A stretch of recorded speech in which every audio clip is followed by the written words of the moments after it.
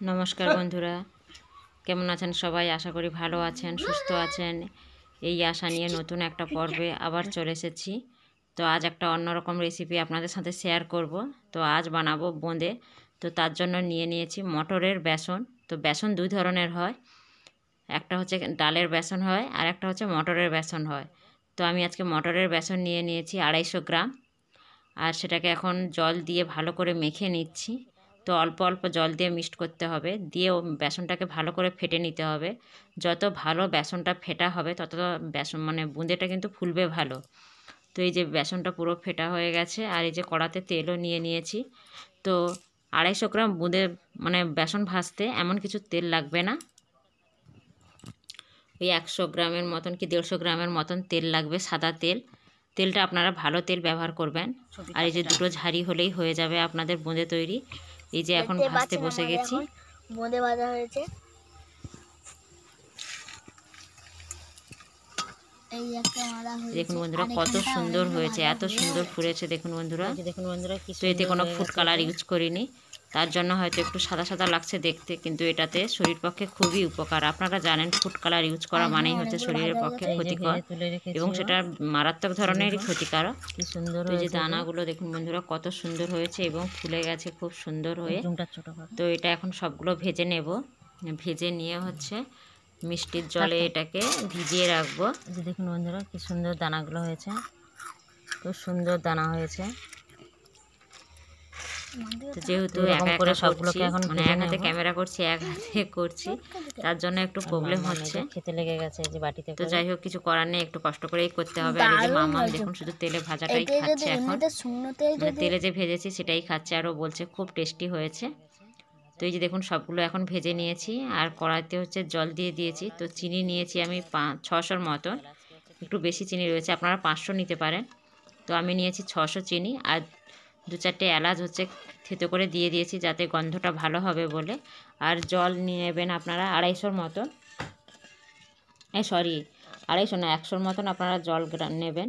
নিয়ে চিনিটাকে ওতে ভালো করে মিক্সড করে নেবেন, আর আঁচটা অল্প আঁচে থাকবে। এই দেখুন বন্ধুরা চিনিটা পরপর গুলে যাচ্ছে। চিনিটা কিন্তু খুব গাঢ় হবে না, রসটা একটু আঠা টাইপের হবে, কিন্তু অতিরিক্ত গাঢ় হবে না, চিটচিটে হবে না। তো সেটা এখন করে নিচ্ছি।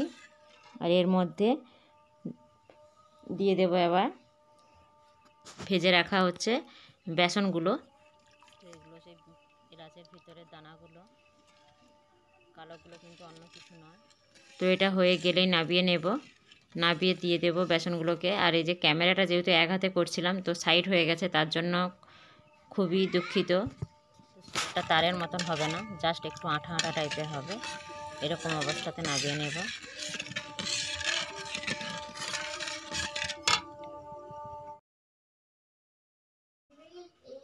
তো দেখুন বন্ধুরা বোঁদেগুলো সব ভাজা হয়ে গেছে, কত সুন্দর হয়েছে কালারটা। আর এখন এই যে রসটাও হয়ে গেছে, তো এখন বোঁদেগুলো দিয়ে দিয়েছি।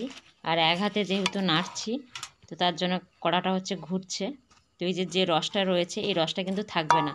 তো এটা এখন ভালো করে মাখিয়ে রেখে দেবে এখন 10-15 মিনিটের মতন রেখে দিয়ে, তারপরে যখন দেখবেন পুরোটা দেখবেন কি সুন্দর ঝরঝরে হয়ে গেছে। তো আপনারা যদি বোঁদে রসালো খেতে চান তাহলে একটু জলটা কিন্তু একটু কম বেশি রাখতে হবে, জলটা কম মারলে হবে। বন্ধুরা এটাকে এখন রেখে দেবো, 15-20 মিনিট পরে আবার দেখাবো, তাহলে দেখবেন এটাকে ঢাকা দিয়ে এখন রেখে দেবো, খুব ঝরঝরে বোঁদে হবে। দেখুন বন্ধুরা কত সুন্দর হয়েছে, কত সুন্দর।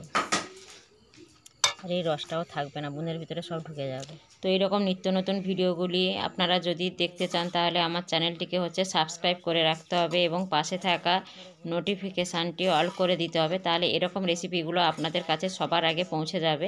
যখনই আমি ভিডিও লোড দেব তখনই আপনাদের কাছে পৌঁছে যাবে। আর এই যে বোঁদেগুলো দেখুন বন্ধুরা 10 মিনিট পরে যে ফিরে এসে দেখাচ্ছি আপনাদেরকে কত সুন্দর হয়েছে ঝরঝরে। আর এই যে রসটাও ভেতরে দেখুন বন্ধুরা কি সুন্দর মুচমুচে হয়ে গেছে। এটা আপনারা এমনিতেও খেতে পারবেন, প্লাস হচ্ছে আপনারা মুড়ি দিয়েও খেতে পারবেন।